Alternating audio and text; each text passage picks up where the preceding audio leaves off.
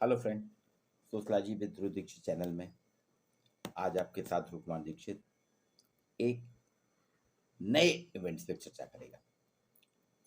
देखिए, सेहत सबसे बड़ा हमारे लिए मुद्दा बन गया है। सेहत कैसे अच्छी रखी जाए, सेहत को कैसे संजोएं, और उससे भी बड़ा मुद्दा है पर्यावरण को कैसे बचाएं।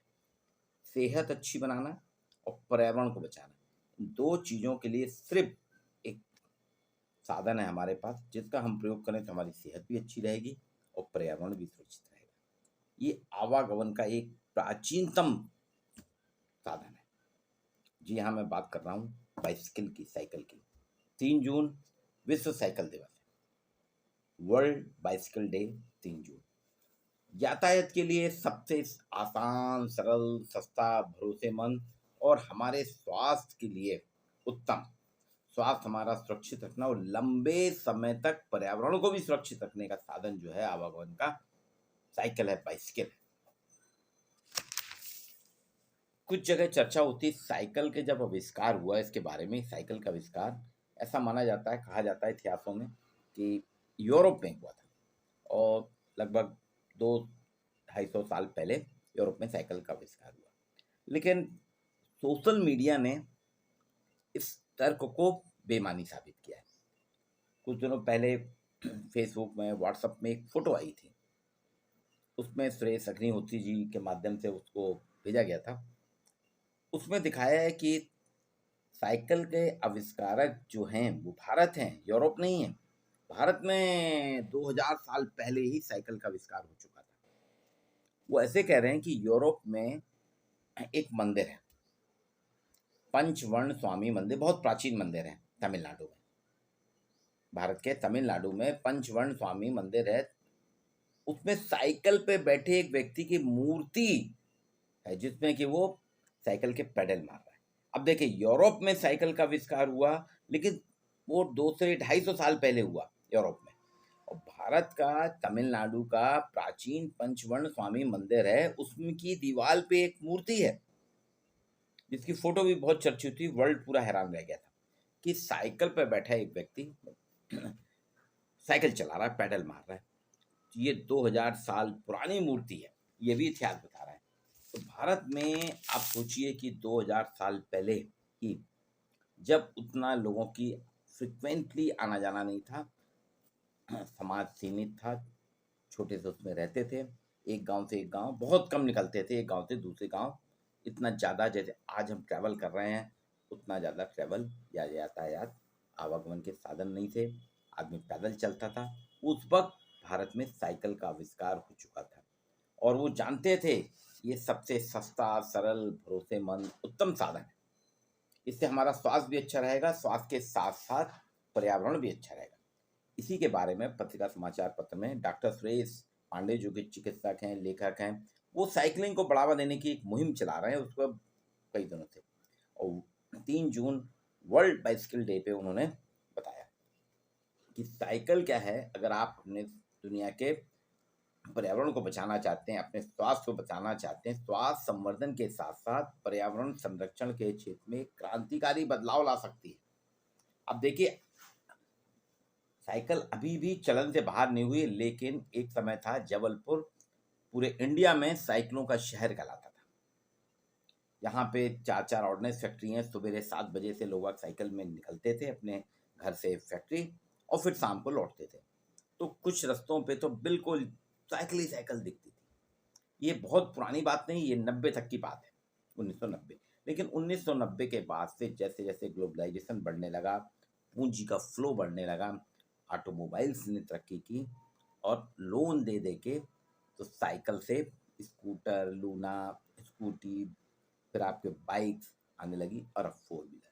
और ये जैसे जैसे संसाधन बढ़ रहे हैं, शहर में प्रदूषण भी बढ़ रहा है। पहले जबलपुर प्रदूषण के मामले में जीरो टॉलरेंस वाला था, लेकिन 90 के बाद से वाहन प्रदूषण ने इतना ज़्यादा प्रदूषित कर दिया शहर को कि अब गंदे शहरों में, प्रदूषण की दृष्टि में जो गंदे शहर हैं, प्रदूषित शहरों में टॉप 10 के अंदर जबलपुर की गिनती होती है। लोगों की सेहत बिगड़ रही है। 90 के दशक तक मोटापा शहर में था नहीं, गिने चुने लोग हुआ करते थे। ना ब्लड प्रेशर के मरीज होते थे, ना डायबिटीज़ के मरीज़ होते थे। लेकिन 90 के दशक के बाद से तो बच्चों में भी डायबिटीज़ आ रही है, ब्लड प्रेशर भी आ रहा है।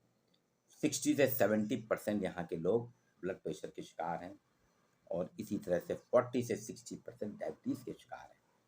मोटापा, मोटापा भी 10 में से, जबलपुर शहर की बात कर रहा हूँ, 10 में से आपको 6 आदमी मोटे दिखेंगे। ये स्थिति हो गई है। एक्स्ट्रा चर्बी है, पेट निकला हुआ है बाहर।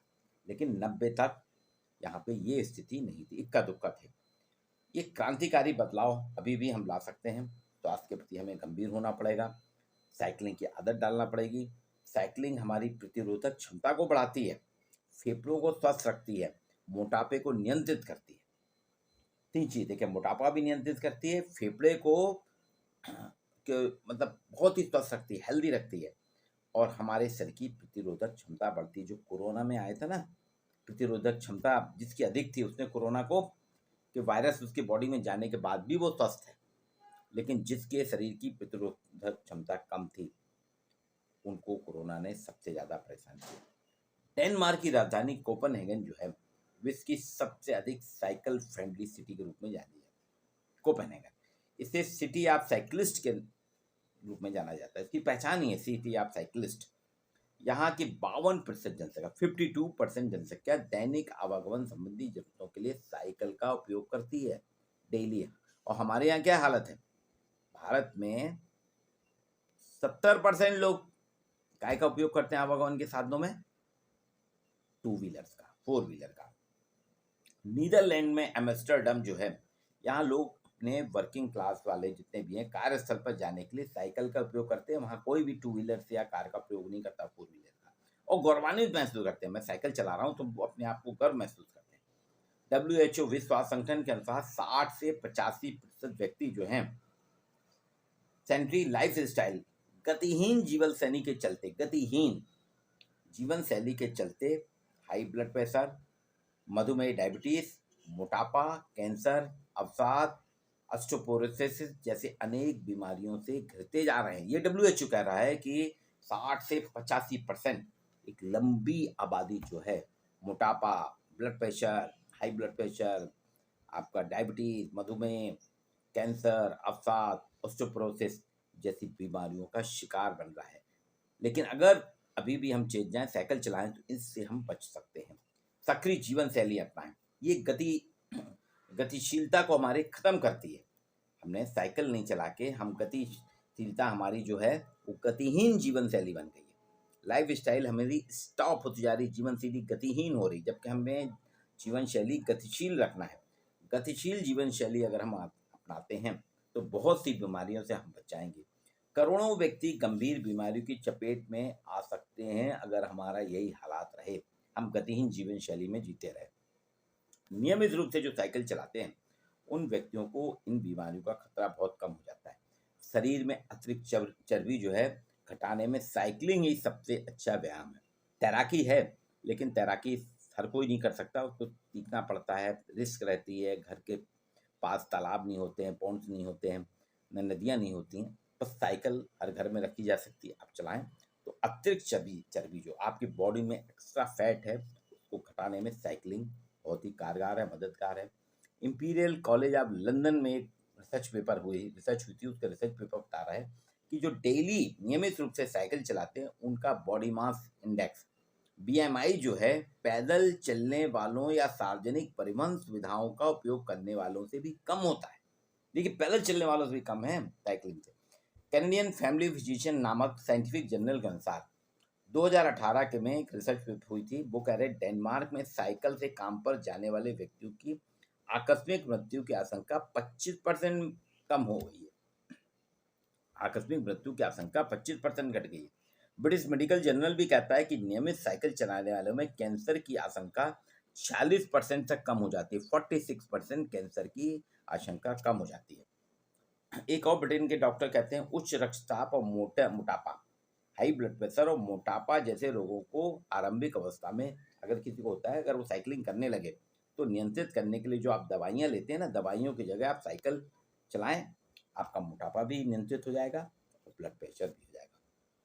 नियमित साइकिलिंग से रोग प्रतिरोधक क्षमता बढ़ती है, बॉडी आपकी तंदुरुस्त होती है, प्रतिरोधक क्षमता उसकी बढ़ जाती है, फेफड़ों की क्षमता में सुधार होता है, फेफड़े हमारे स्ट्रांग होते हैं, हृदयघात और हृदय से जुड़ी दूसरी बीमारियों का खतरा कम हो जाता है। साइकिलिंग से केवल पैरों की मांसपेशियों की अच्छी, हमारे जो पैर हैं उसकी मांसपेशियों की एक्सरसाइज ही नहीं होती, बल्कि पूरी बॉडी, शरीर के सभी अंगों में एक समन्वय, कोऑर्डिनेशन स्थापित हो जाता है। और देखते हैं, आप नियमित रूप से साइकिल चलाते हैं, स्वास्थ्य लाभ तो है ही, पर्यावरण, क्योंकि साइकिल से कोई प्रदूषण ही नहीं होता, उसमें किसी भी प्रकार के फ्यूल का उपयोग ही नहीं होता, ना ही बैटरी। अभी जो इलेक्ट्रिक वाहन चल रहे हैं ना, ई रिक्शा, ई साइकिल, ई व्हीकल, आने वाले दिनों में इनकी बैटरी फेंकेंगे कहाँ, उनका बैटरी का पहाड़ खड़ा हो जाएगा। जिससे प्लास्टिक हो रहा है ना, उसी तरह से ये बैटरी का रिसाइकल भी नहीं होगी, ख़त्म भी नहीं होगी, जलेगी भी नहीं, उसको एक बड़ा पहाड़ हो जाएगा, जो हमारे स्वास्थ्य के लिए और पर्यावरण के लिए सबसे बड़ा खतरा है। साइकिल ही एक ऐसा साधन है जिसमें किसी भी प्रकार का प्रदूषण नहीं होता, जो बिल्कुल स्मूथली चलती है, शरीर को भी स्वस्थ रखती है और पर्यावरण को भी स्वस्थ रखती है। इसलिए आइए मित्रों, आप ही आज जो 3 जून है, कल आने वाला है, विश्व साइकिलिंग दिवस पे इस बार हमें प्रण लें कि हम साइकिल चलाएंगे, सेहत को बचाएंगे और पर्यावरण को बचाएंगे। वर्ल्ड बाइसिकल डे 3 जून की आपको हार्दिक